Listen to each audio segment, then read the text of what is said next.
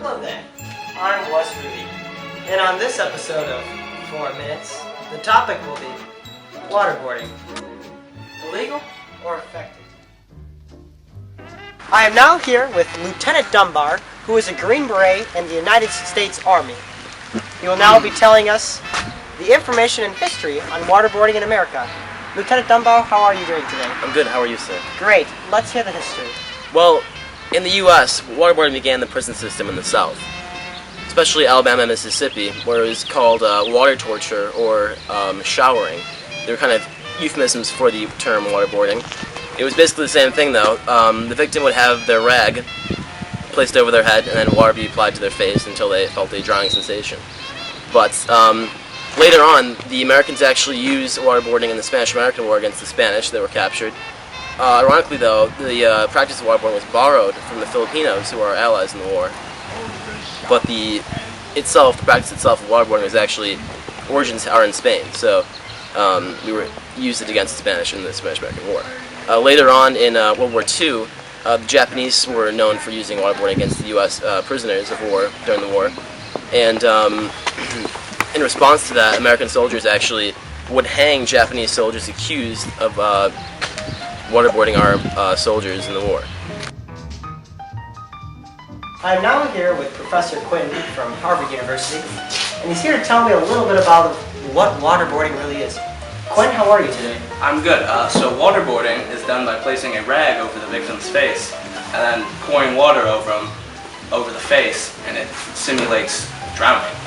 So is this more of a manipulation or a psychological idea? It does psychological damage, but it can also do physical damage if the victim struggles against the restraints.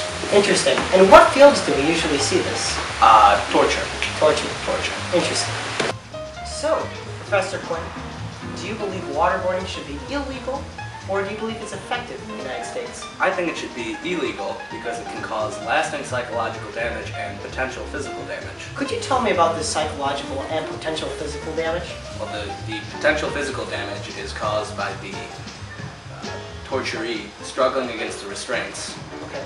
And the psychological damage is caused because you're being drowned. So, come on.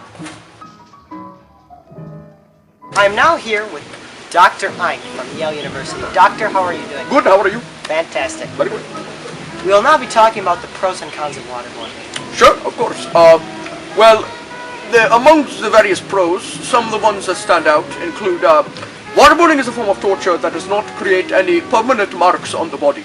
So, unlike whipping or slicing, like other forms of torture, these cause permanent scars that can stay on the person's body for a lifetime. But waterboarding does not cause any of these permanent marks.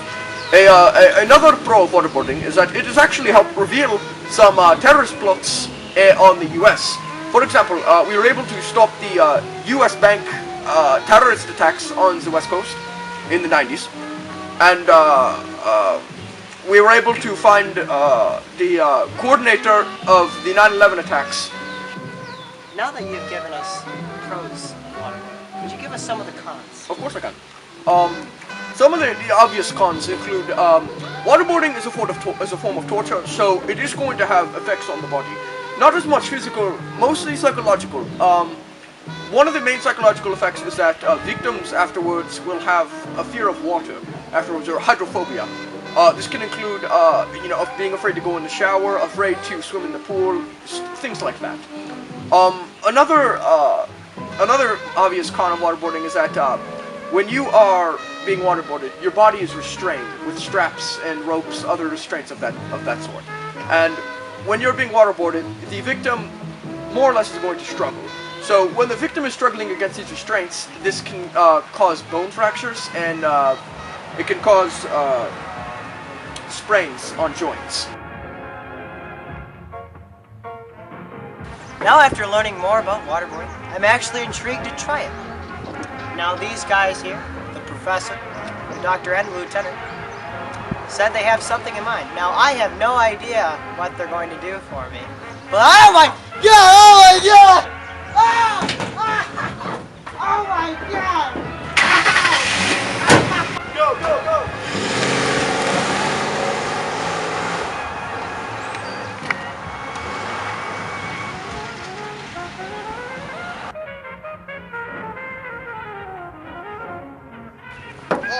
Oh, wait.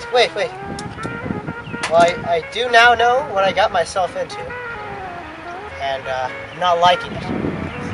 However, I will pull through because I am an American, a nationalist. God bless America.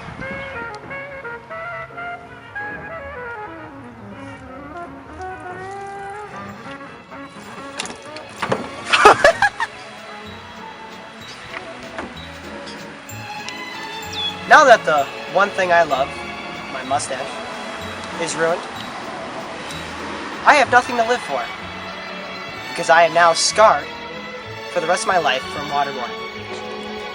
I can now conclude from this 4 minutes that I do agree with the professor and the doctor that waterboarding should be illegal, because the manipulation that these people have gone through is absolutely absurd. I'm Wes Ruby, the very talented and good-looking Wes Ruby, signing off.